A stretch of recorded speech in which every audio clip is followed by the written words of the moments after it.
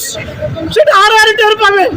আমি একজন গর্বিত জুলাই যোদ্ধা হিসেবে তার সহযোদ্ধা ছিলাম। আমি জানি এই জুলাই গণঅভ্যুত্থান কত রক্তের বিনিময়ে সংগঠিত হয়েছে। আমি জানি এই বাংলার মাটি থেকে এই ফ্যাসিস্ট খুনি হাসিনাকে সরানোর জন্য আমার পুরুষ ভাই বোন শহীদ হয়েছেন। আমরা আরো একটি ভাইকে আজ হারালাম। হে আমার বাংলার মানুষ, আজ তোমাদের বিবেকের কাছে প্রশ্ন, যেদিন জুলাই গণঅভ্যুত্থান হয়েছিল সেদিন এই ওসমান হাদিরাই তাদের বুকের তাজা রক্ত ঢেলে দিয়েছিল। আজ সেই 5 আগস্ট পরবর্তী সময় সেই ওসমান হাদিকেই তার বুকের তাজা রক্ত দিয়ে প্রমাণ করতে হয়েছিল সে সচ্চা দেশপ্রেমিক। তোমাদের কি বিবেকে নয় না? এই ইন্টারিম কি করে গত 18 মাসে ইন্টারিমের কোনো সফলতা নেই।